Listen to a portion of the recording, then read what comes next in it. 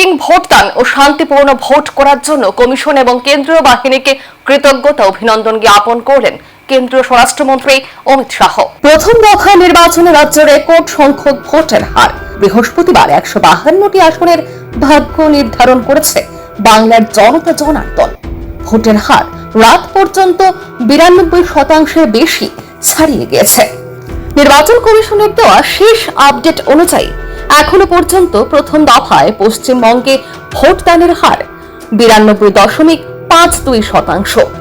ভোটের হার দেখে বাংলার মসনদ দখলের বিষয়ে আত্মবিশ্বাসী বিজেপি শিবির। বৃহস্পতিবারে বাংলার সাধারণ মানুষকে এমন স্বতঃস্ফূর্ত ভোটদানের জন্য ধন্যবাদ জানিয়েছেন প্রধানমন্ত্রী নরেন্দ্র মোদী। এবার রেকর্ড ব্রেকিং ভোটদান ও শান্তিপূর্ণ ভোট করার জন্য কমিশন এবং কেন্দ্রীয় বাহিনীকে কৃতজ্ঞতা ও অভিনন্দন জ্ঞাপন করেন কেন্দ্রীয় স্বরাষ্ট্রমন্ত্রী অমিত শাহ।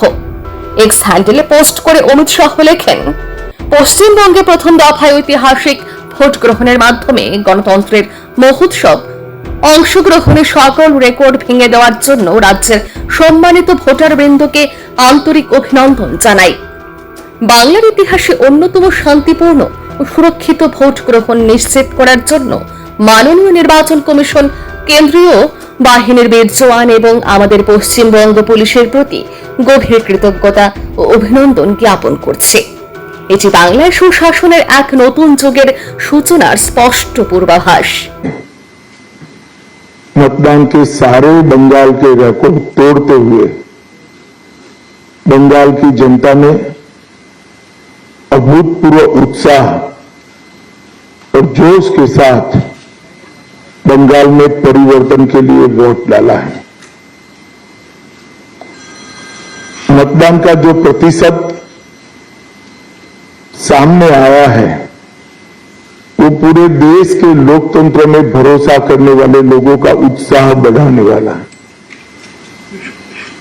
मैं सबसे पहले तो प्रथम चरण में वोट डालने वाले सभी बंगाल के मतदाताओं का बहुत बहुत अभिनंदन करना चाहता हूं और धन्यवाद भी करना चाहता हूं कि आप भय से भरोसे की ओर की एक यात्रा को बहुत अच्छे तरीके से शुरू किए हैं।